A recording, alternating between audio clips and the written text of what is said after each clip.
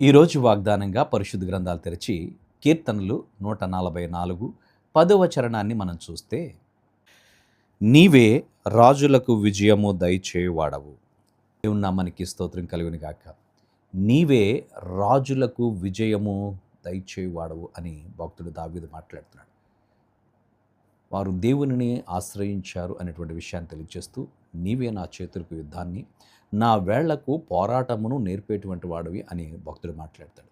దావీదు దేవునిని ఆశ్రయించాడు, మనుషులను ఆశ్రయించలేదు. దావీదు తనకున్నటువంటి యుద్ధ నైపుణ్యత కలిగినటువంటి సైన్యాధిపతులను ఆశ్రయించలేదు. దావీదు తనకున్నటువంటి బలమును ఆశ్రయించలేదు. దావీదు తనకున్నటువంటి రౌతులను ఆశ్రయించలేదు. కానీ ఎవరిని ఆశ్రయించాడు? దేవునిని ఆశ్రయించాడు. అందుకని అంటున్నాడు, దావీదు రాజుగా ఉన్నాడు కనుక ఆయన మాట్లాడుతూ, నీవే రాజులకు ఏం చేసేవాడివి? విజయాన్ని ఇచ్చేటువంటి వాడు. మా బలము కాదు, మా భుజబలము కాదు, మా తెలివి కాదు, మా జ్ఞానము కాదు, నీవే ప్రభువా. ఎందుకనంటే గొర్రెల దొడ్లో ఉన్నటువంటి నన్ను రాజుగా నియమించావు. నా చేతులకు యుద్ధం తెలియదు, అలాంటి నా చేతులకు యుద్ధం నేర్పించావు. నా వేళ్లకు పోరాటాన్ని నేర్పించావు. గొప్ప దేవుడివి నీవు. నీ వలనే విజయాలు. నేను ఎక్కడికి వెళ్ళినా విజయాన్ని సాధించానంటే కేవలం నీ కృప, నీ దయ. నిన్ను ఆశ్రయించటాన్ని బట్టి నువ్వు హెచ్చించావు, నీవు ఈ స్థానాన్ని ఇచ్చావు అని ప్రభువుని స్తుతిస్తూ ఉన్నాడు.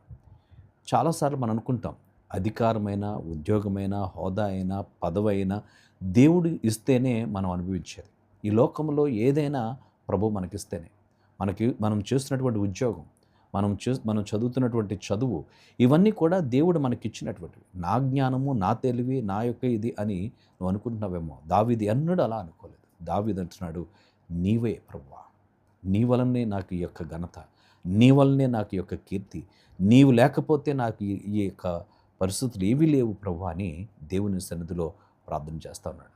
ప్రభునందు ప్రియ సహోదరి సహోదరుడా, ఈ మాటలు వింటున్నటువంటి నీ జీవితంలో నీవు దేవాది దేవుడు చేసినటువంటి కార్యాలను తలపోసుకుంటూ ప్రభుని స్తుతించగలుగుతున్నావా? దేవుడు నీకు ఇస్తేనే నువ్వు అనుభవించగలుగుతున్నావు. నువ్వు ఆరోగ్యంగా ఉన్నావంటే దేవుని కృప. నువ్వు చక్కని మంచి జాబ్లో, మంచి ఉన్నతమైన స్థానంలో, మంచి పొజిషన్లో ఉన్నావంటే అది దేవుని యొక్క కృప. ఆయన తన కృప చేత నీకు ఇచ్చినటువంటిది. యెహోవా దానము నీకు ఆయన ఇచ్చాడు, అందుకే నువ్వు అనుభవించగలుగుతున్నావు. నీకు ఇవ్వబడిన సంపద, నీకు ఇవ్వబడినటువంటి పేరు, నీకు ఇవ్వబడినటువంటి ఫేము, ఇవన్నీ దేవుడు నీకు ఇచ్చినవి అనేటువంటి విషయాన్ని మర్చిపోకూడదు. నువ్వు ఒక ఉన్నతమైన స్థానంలోనికి వెళ్ళిన తర్వాత దేవుణ్ణి మర్చిపోవడానికి వీల్లేదు. ప్రతి దినము దేవునితో సహవాసం చేస్తూ, ప్రతి దినము దేవుడు నీకు ఇవ్వబడినటువంటి స్థానంలో ఉండి ప్రభువుని స్తుతిస్తున్నప్పుడు దేవుడు నిన్ను ఇంకా పైకి తీసుకెళ్తాడు. క్రిందికి తన్ని పైకి ఎదిగే అనుభవాలు గుండా ఆయన నిన్ను నడిపిస్తాడు. కనుక విజయాన్నైనా, ఆయన సంపదనైనా, ఆశీర్వాదాన్నైనా ప్రభువే మనకిచ్చేటువంటిది. కనుక దేవునికి మన హృదయాలు అప్పగించుకుని ప్రార్థన చేద్దాం. పరిశుద్ధుడానికి వందనాలు. ఈ కొద్ది మాటలు మా వెనుకల్లో దీవించండి. నీ సన్నిధి మాతో ఉంచండి. నాయన, నీవు రాజులకు విజయమునిచ్చేటువంటి దేవుడు. మా జీవితాల్లో గొప్ప కార్యాలు, సక్సెస్ను దయచేసే దేవుడుగా నువ్వు ఉన్నావు. కనుక నీ చేతులకి మా హృదయాలు, మా యొక్క జీవితాలు చేతుల్లో పెడుతున్నాం. నీ యొక్క కృపతో నడిపించమని, సమస్త మహిమ మీరే పొందుకొనమని యేసు నామమున అడిగి వేడుచున్నాము తండ్రి. ఆమేన్.